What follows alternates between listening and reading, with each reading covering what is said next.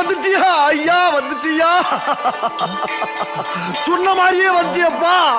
இவங்க முன்னால என் மானத்தை காப்பாத்திட்டியப்பா. சீமானோடு பயணிச்சா என்ன ஆகும் அப்படிங்கிறத கடந்த 4-5 வருஷமா நாமும் தொடர்ச்சியா சொல்லிட்டு இருந்தோம். நாம் தொடர்ச்சியாக என்னென்ன காரணத்தை முன்வைத்தோமோ அதே காரணத்தை சொல்லிட்டு இன்னைக்கு வரிசையாக நாம் தமிழர் கட்சியிலிருந்து அந்த கட்சிக்காக உண்மையாகவே உழைத்த பலரும் வெளியேறிட்டு இருக்காங்க. உனக்கு வைக்கிறா பெரிய ஆப்பா. விட்டு விட்டு விட்டு விட்டு போறல விட்டு போ போ. போனால் போகட்டும் போ. நீங்க அந்த வகையில் நேற்று நாம் தமிழர் கட்சியின் கிருஷ்ணகிரி மண்டல ஒருங்கிணைப்பாளராக இருக்கக்கூடிய பிரபாகரன் அவர்கள் அந்த மாவட்டத்தையே கலைத்து விட்டு நாம் தமிழர் கட்சியிலிருந்து நான் வெளியேறுகிறேன் அப்படின்னு நேற்று ஒரு பேட்டி கொடுத்தார். அப்படியா? ரொம்ப சந்தோஷம். இந்தா ஆ கும்தா ஆ இந்தா ஆ கும்தா ஆ இந்த முடிஞ்சுதா. வந்துட்டா வந்துட்டா வந்துட்டாயா, அதி வந்துட்டா வந்துட்டா வந்துட்டாயா. சம்பவத்துக்கு சரியான இடம் மஜா ஆகையா. அதுல அவர் பல்வேறு குற்றச்சாட்டுகளை முன்வைத்தார். முதன்மையாகங்க இந்த சீமான் பணக்காரங்க கூப்பிட்டா பல்ல காட்டிட்டு போய் நிப்பார். முதல்ல இந்த பல்லு காட்டு. ஆனா கட்சிக்காக உழைத்த தோழர்கள் அவங்க குடும்ப நிகழ்ச்சிக்கு கூப்பிட்டா அதுக்கு வரமாட்டாரு. ஆக வர்க்கம் பார்த்து யாரு பணக்காரனோ அங்க பல்ல காமிக்கிறது, யாரு ஏழையோ அங்க மதிக்காம இருக்கிறது அப்படிங்கிற இது போன்ற செயல்பாடுகளைத்தான் சீமான் தொடர்ச்சியாக செஞ்சிட்டு இருக்கார் அப்படிங்கிற இந்த குற்றச்சாட்டை முன்வைத்தார். இதை நாம் கண்கூடாகவே பார்த்திருக்கோம். நீங்க திரைப்படங்கள் சம்பந்தமான எந்த நிகழ்ச்சியா முதல் ஆளாக இவர் இருப்பார். ஆடியோ லான்ச்சா இருப்பார், ட்ரெய்லர் லான்ச்சா இருப்பார், படத்தினுடைய சக்சஸ் மீட்டா அதுலயும் இருப்பார். அதே மாதிரி பிஹைண்ட் போன்ற சேனல்கள் நடத்தக்கூடிய எந்த நிகழ்ச்சினாலும் முதல் ஆளா போயிருவாரு. நான் சொல்ல ராவுகாலா வந்தாச்சு. ஆக இதற்கெல்லாம் முக்கியத்துவம் கொடுக்கக்கூடிய சீமான் கட்சிக்காக உழைத்த தோழர்களுடைய வீட்டு நிகழ்ச்சியில் கலந்துக்க மாட்டார் அப்படிங்கிற இந்த குற்றச்சாட்டானது நியாயமான குற்றச்சாட்டு தான். அட பாவி சண்டாளா. சீமானினுடைய உண்மையான முகம் இதுதான் அப்படின்னு ஆரம்ப காலகட்டத்திலேயே அம்பலப்படுத்தியதை நான் தான். அடுத்து கிருஷ்ணகிரி மாவட்ட பொறுப்பாளராக இருந்த பிரபாகரன் அவர்கள் என்ன குற்றச்சாட்டை முன்வைத்தார்னா, நாங்க இங்க பிச்சை எடுத்து வசூல் பண்ணி சீமானுக்கு காசு அனுப்புறோம், ஆனா சீமான் மாசம் 2.5 லட்சம் ரூபாய் வாடகை கொடுக்கக்கூடிய சொகுசு பங்களால வாழ்றாரு அப்படிங்கறத முன் வச்சார். ஐயோ நெஞ்ச வேற வலிக்குதே. ஆக சீமான் இருக்கக்கூடிய ஈசிஆர் பங்களா இதுதான். அந்த ஈசிஆர் பங்களாவினுடைய மாத வாடகை 2.5 லட்சம், அதற்கான அட்வான்ஸ் மட்டுமே 25 லட்சம். ஆமா சொன்னாக்கல போதிரி பாட்டு. உன்னால நான் ரொம்ப சாதாரணமா இருக்கேன், ஏதோ தெரியாம பண்ணிட்டேன், மன்னிச்சிரு.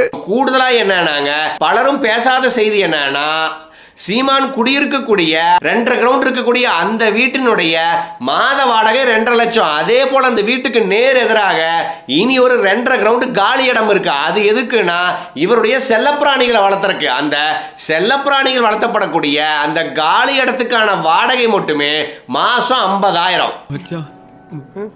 யாரும் பார்க்கல.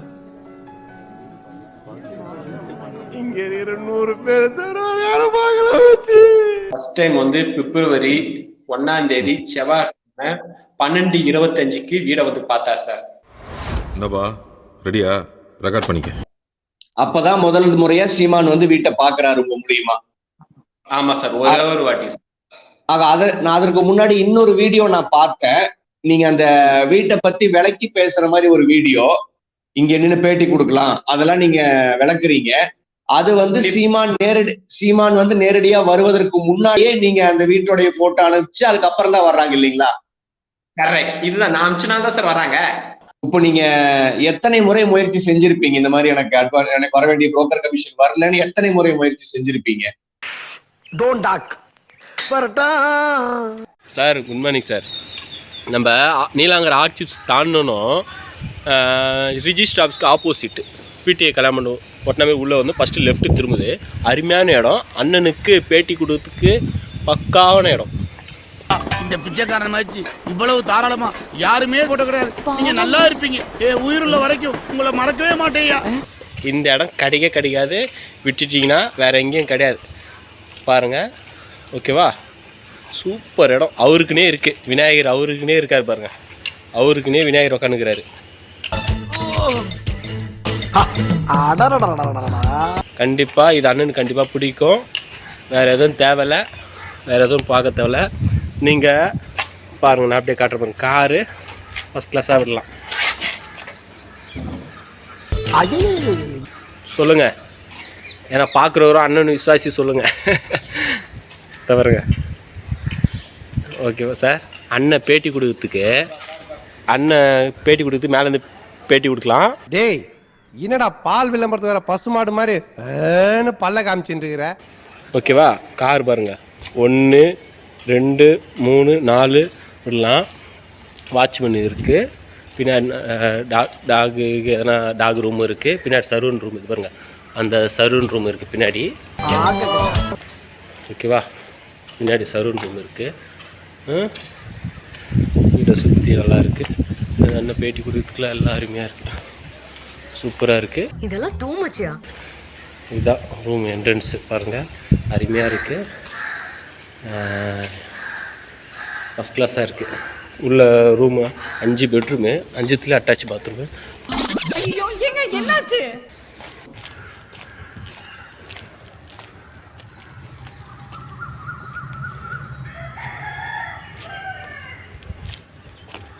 இதுதான் சார் சீமான் இருக்க வீடு. ரெண்ட்டுக்கு 2.5 லட்ச ரூபா சார். ஏசப்பா. அதுக்கு ஆப்போசிட்டில் வந்து அந்த கோழி பண்ணெல்லாம் வச்சுருக்காங்க. இது அந்த இடம் க்ளீன் பண்ணி கார் எடுத்துக்கு கோழி பண்ணை கோழிலாம் வந்துச்சு. கோழிலாம் இருக்குது பாருங்க. இது ஃபுல்லாகவே இது 60க்கு 100 சார். 2.5 ground sir. இது உங்களை வேலை பார்க்குறோங்க சார், சீமான் அண்ணன் வீட்டில் வேலை பார்க்குறோங்க. வந்துட்டாங்களாண்ணே? எப்போண்ணா வராங்க குத்தணும்? சீமான் அண்ணவா வந்தாரா அண்ணன்? சரி. அட அரமண்ட அயோக்கிய பயலே, ஏண்டா இப்படி சுத்தி பார்த்து கேட்ட அளவுக்கு உனக்கு என்னடா துரோகம் பண்ணினான்? ஆக சீமானினுடைய சொகுசு பங்களா இதுதான் அப்படின்னு இந்த வீடியோவோடு முதல் முறையாக நாம் தான் அம்பலப்படுத்தணும். ஆக சீமான் வளர்த்தக்கூடிய ஆடு, கோழி, நாய் இது தங்கும் இடத்துக்கே வாடகை 50,000.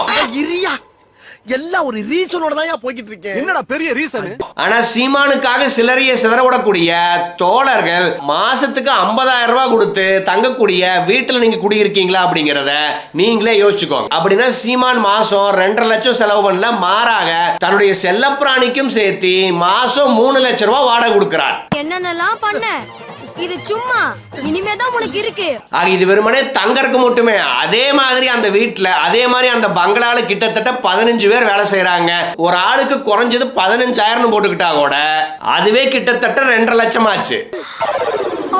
அதுபோக சொகுசாக வாழக்கூடிய சீமானுக்கு சில பல லட்சங்கள் தேவைப்படும். எப்படி பார்த்தாலுங்க மாசம் மட்டுமே குறைஞ்சது சீமானுக்கு 10 லட்சம் ரூபாய் தேவைப்படும். என்ன கொடுமை சார். அதே போல இவர் வைக்கக்கூடிய அடுத்த குற்றச்சாட்டு என்னன்னாங்க, நாம் தமிழர் கட்சிக்கான தலைமையகமாக இருக்கக்கூடிய ராவணன்குடியில கட்சி பேர்ல ரெஜிஸ்டர் பண்ணாம பாக்யராஜன்கிற தனிநபர் பேர்ல வாங்கி வச்சிருக்காங்க.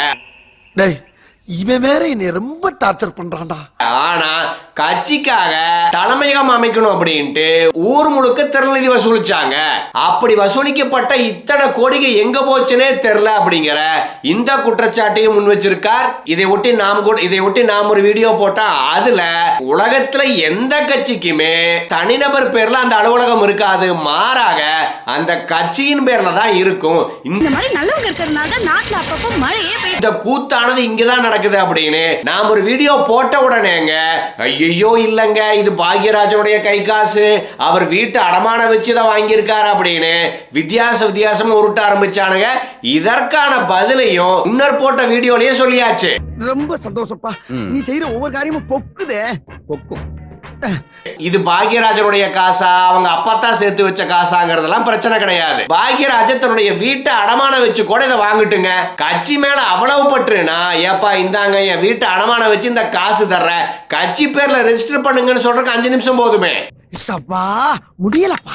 ஆக இதையும் சொல்லிட்டு அவர் என்னங்கிறாருன்னா, நாம் தமிழர் கட்சிக்கு நாங்க வர்றப்போ நாங்க எல்லாருமே பொருளாதாரம் உடையவங்களாகத்தான் இருந்தோம். ஆனா இன்னைக்கு கூலி வேலைக்கு போகக்கூடிய அளவுக்கு எங்களுடைய சூழல் மாறி இருக்கு. காரணம், நாம் தமிழர் கட்சியை வளர்த்தணுங்கிறதுக்காக கடனை உடனே வாங்கி கூட்டம் நடத்தி பொதுக்கூட்டம் போட்டு கட்சிக்காக உழைச்சி எங்களுடைய பொருளாதாரமும் போச்சு, 15 ஆண்டு கால இளமையும் போச்சு அப்படிங்கிற நேர்மையான குற்றச்சாட்டை முன் வச்சிருக்கார். இதைத்தான் நாம பல ஆண்டுகளாக சொன்னோம். இன்னிலிருந்தே உன்னுடைய அழிவு காலம் ஆரம்பமாயிடுச்சு. எனக்கு உனக்கு தர்ம யுத்தம் தொடங்கிடுச்சு. சீமானை நம்பி போகக்கூடிய உங்களுக்கு ஆரம்பத்துல இளமை இருக்கலாம், ஆரம்பத்துல கையில பொருளாதாரம் கூட இருக்கலாம், அந்த வேகத்துல போறீங்க. ஆனா உங்களுடைய இளமை, ஆனா சீமான் உங்களுடைய இளமையை சுரண்டி பொருளாதாரத்தை சுரண்டி ஒரு கட்டத்தில் நீங்க எதுக்குமே பயன்பட மாட்டீங்கிற சூழல்ல உங்களை நடு ரோட்ல விட்டுட்டு டாடா பை பைன்ட்டு அண்ணன் போயிருவாரு. என்னடா சிரிக்கிற? பயமுறா பெரிய பல்லழக. தயவு செய்து அண்ணனை நம்பி உங்களுடைய வாழ்க்கையை தொலைச்சிடாதீங்க தம்பிகளா அப்படின்னு பல ஆண்டுகளாக நாமும் சொல்லிட்டு இருக்கோம். இவன் பிரில்லியன்ட் சார். நாம இவனை கிண்ணோம்னா பல வெரைட்டிஸ்ல சீன் கிடைக்கும். பேச்சு கொடுங்க அப்படி. இன்றைக்கு விழுப்புரம் மாவட்டத்தினுடைய வடக்கு மண்டல செயலாளரான சுகுமாருங்கிறவரும் சீமான் மீது குற்றச்சாட்டுகளை அடுக்கிவிட்டு நானும் இந்த கட்சியிலிருந்து விலகிறேன் அப்படின்னு இன்றைக்கு அறிவிச்சிருக்கார்.